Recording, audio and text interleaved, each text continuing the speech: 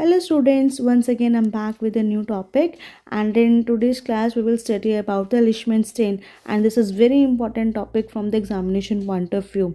So in this lecture we will cover the definition, principle, material required, procedure and result. So let's start with the meaning of the Leishman stain.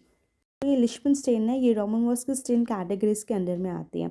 तो Roman was की stand एक cytological stand होती है जो cell के components को stain करती है। कौन से सेल्स? Blood cells, right. अब ये जो रोमन वॉस की स्टेन है इसके अंदर में बहुत सारी स्टेन्स आते हैं, फॉर एग्जांपल लिशमन, जेम्सा, रिटेनफील्ड। तो आज हम लिशमन स्टेन पे फोकस करेंगे, क्लियर। तो लिशमन स्टेन हम ब्लड के स्लाइड को स्टेन करने के लिए यूज़ करते हैं। फॉर एग्जांपल अगर आप ब्लड के सेल्स के कंपोनेंट्स को विजुलाइज करना चाहते हो अंडर द माइक्रोस्कोप, या फिर आप ब्लड में किसी पैरासाइट को देखना चाहते हो, ब्लड स्मीयर में किसी पैरासाइट को देखना चाहते हो, तो then you have to use the Leishman stain, right. And apart from this जो लिशमन स्टेन होती है या जो ये रोमन वॉस की स्टेन है, it is a neutral stand.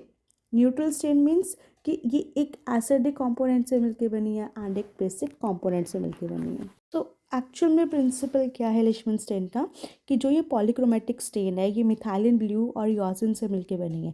Methylene blue एक बेसिक डाई होता है, योसिन एक एसिडिक डाई होता है, राइट। तो जो बेसिक डाई है दैट इज़ मिथाइलिन ब्लू, वो जो बेसिक डाई है वो एसिडिक कंपोनेंट को स्टेन करती है। For example nucleus of the cell जो एसिडिक होता है, राइट। एंड जो हमारे पास योसिन है जो एक एसिडिक डाई है, वो एसिडिक डाई सेल के बेसिक कंपोनेंट को स्टेन करती है, जैसे कि साइटोप्लाज्म एंड ग्रैन्यूल्स। एंड जो न्यूट्रल कंपोनेंट्स होते हैं सेल्स के, that can be stain by both dye, इधर एसिडिक और basic. And next is the material requirements. So these all are the material requirements that you want to perform the Leishman stain. For example, glass slide, sample, which is the blood sample, और जो ये blood sample होगा that you have to collect in the EDTA vial. You need the Leishman stain, the buffer solutions, distilled water and dropper. So these all are the requirements. So next is the stain preparation. Normally this stain is available in the market in the ready-made form, but if you don't have तो आप इसको lab में prepare कर सकते हो by using the Leishman stain powder. तो कैसे prepare करना है? सबसे पहले आपने 0.15 ग्राम Leishman stain powder को वे करना है on the wing balance and उसको 100 ml ऑफ मिथेनॉल में डिज़ोल्व कर देना है। डिज़ोल्व करने के बाद आपने उसको फिल्टर करना है। फिल्टर करने के बाद जो फिल्ट्रेट आपके पास आएगा आपने उसको वाटर बाथ पे 50 डिग्री सेल्सियस पर 15 मिनट्स के लिए हीट करना है। हीट करने के बाद कूल करना है एंड देन अगेन आपने उस सॉल्यूशन को फिल्टर करना है। फिल्टर करने के बाद जो आपके पास फिल्ट्रेट आएगा that would be the Leishman stain, जिसको आपने ब्राउन बॉटल में रूम टेम्परेचर पे स्टोर कर देना है। So you can see in this picture कि सबसे पहले आपको ब्लड सैंपल लेना है, then you have to prepare the smear. Smear बनाने के बाद आपने लिशमन स्टेन से स्टेन करना है एंड स्टेन करने के बाद on the 4th number you can see this is how your slide will look like. So procedure में सबसे पहले आपको एक neat and clean glass slide लेनी है एंड उस ग्लास स्लाइड के ऊपर आपने थिन ब्लड स्मीयर की प्रिपरेशन करना है। ब्लड स्मीयर प्रिपेयर करने के बाद आपने उस स्मीयर को एयर ड्राई करना है।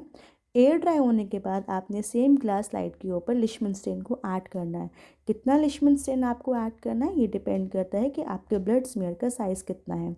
It is not always mandatory कि अगर 10 ड्रॉप्स लिखा है या 20 ड्रॉप्स लिखा है तो आपको उतने ही ड्रॉप्स ऐड करना है। No, it is not like that. जितना आपका स्मीयर है वो स्मीयर आपका टोटली कवर होना चाहिए। So this is how you will add the Leishman stand.